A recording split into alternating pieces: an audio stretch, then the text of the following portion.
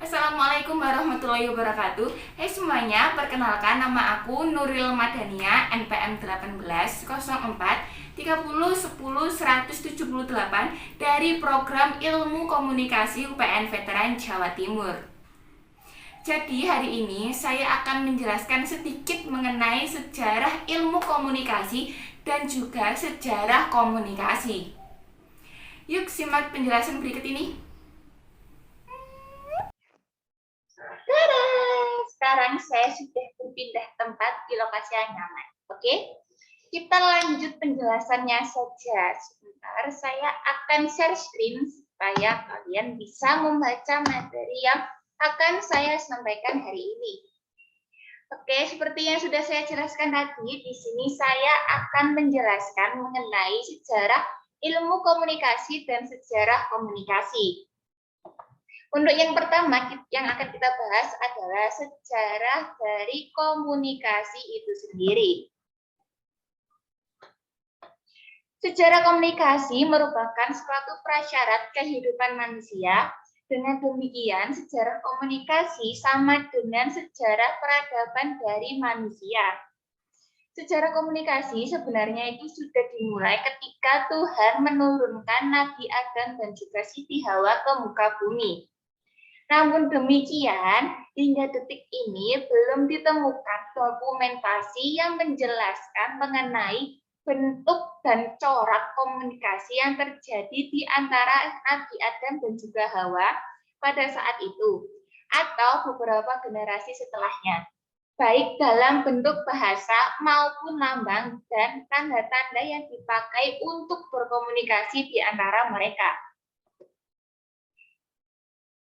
Dalam buku Communication Technology in the New Media in Society yang menyebutkan bahwa sejarah komunikasi diperkirakan dimulai sejak 3.500 tahun sebelum Masehi.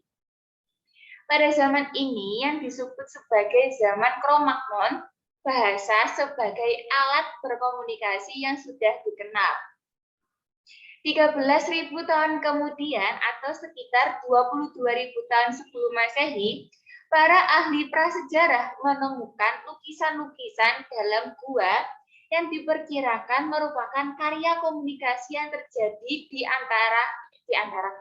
terjadi di zaman tersebut.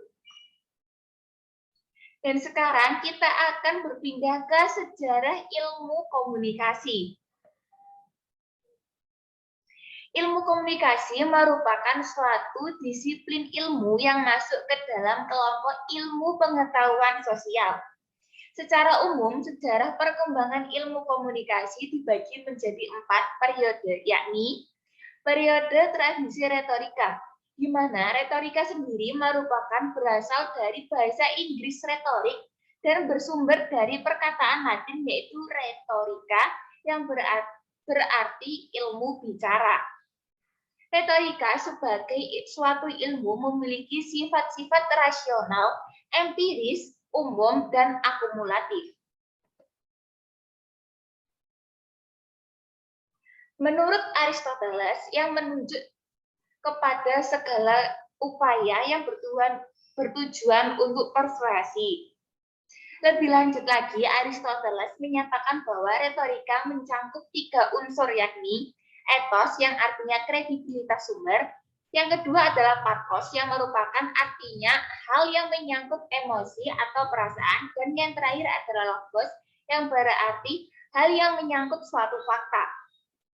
Menurut Aristoteles, yang menuntut pada 3 faktor, yaitu kredibilitas dari perilaku komunikasi yang melakukan kegiatan persuasi, kemampuan untuk merangsang emosi atau perasaan dari pihak yang menjadi sasaran, dan yang terakhir kemampuan untuk mengungkapkan fakta-fakta yang mendukung atau logika.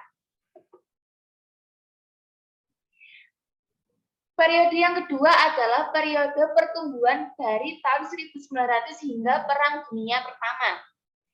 Yang pertama adalah penemuan teknologi komunikasi seperti telepon, telegram, radio, televisi, dan lain-lain. Yang kedua adanya proses industrialisasi dan modernisasi. yang terjadi di antara negara-negara Eropa Barat dan Amerika. Yang ketiga adalah pecahnya Perang Dunia Pertama dan Perang Dunia Kedua. Pada masa itu, bidang kajian komunikasi dan kehidupan sosial mulai berkembang sejalan dengan proses modernisasi yang terjadi. Diasumsikan bahwa komunikasi memiliki peran dan kontribusi yang nyata terhadap perubahan sosial. Penelitian-penelitian empiris dan kuantitatif mulai banyak dilakukan dalam mengamati proses dan pengaruh komunikasi. Di bidang pengkajian komunikasi dan pendidikan misalnya, aspek-aspek yang diteliti mencangkup penggunaan teknologi baru dalam pendidikan formal, keterampilan komunikasi, dan strategi komunikasi instruksional. Di bidang penelitian komunikasi komersial, dampak iklan terhadap khalayak serta aspek-aspek lainnya yang menyangkut industri media mulai berkembang sejalan dengan tumbuhnya industri periklanan dan penyiaran atau broadcasting. Yang ketiga adalah periode konsolidasi dimulai ketika Perang Dunia Kedua hingga tahun 1960-an. Di masa konsolidasi ini, pendekatan ilmu komunikasi sebagai suatu ilmu pengetahuan sosial yang bersifat multidisipliner atau mencakup berbagai ilmu mulai terjadi. Istilah mass communication atau komunikasi massa dan communication research atau penelitian komunikasi mulai banyak digunakan di era Perang Dunia Kedua.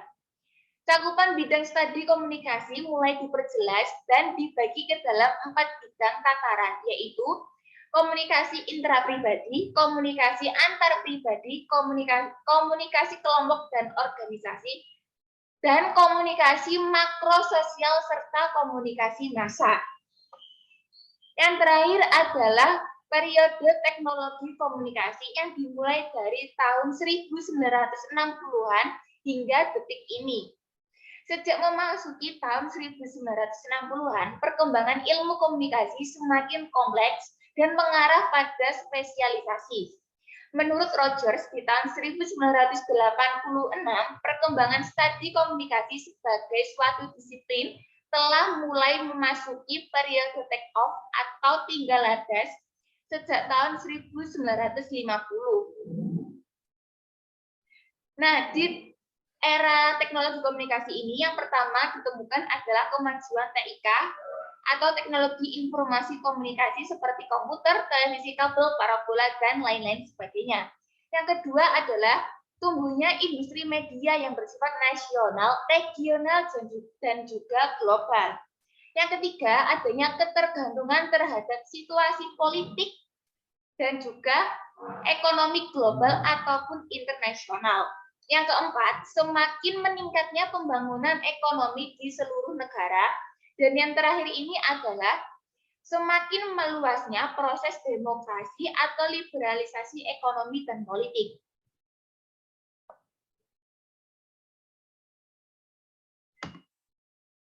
Demikian penjelasan singkat dari saya mengenai sejarah dan sejarah komunikasi dan juga sejarah ilmu komunikasi. Sekian dari saya. Mohon maaf jika terjadi kesalahan kata dalam penyampaian ataupun materi yang saya tuliskan, mohon dimaafkan sekali lagi. Wassalamualaikum warahmatullahi wabarakatuh. Bye-bye.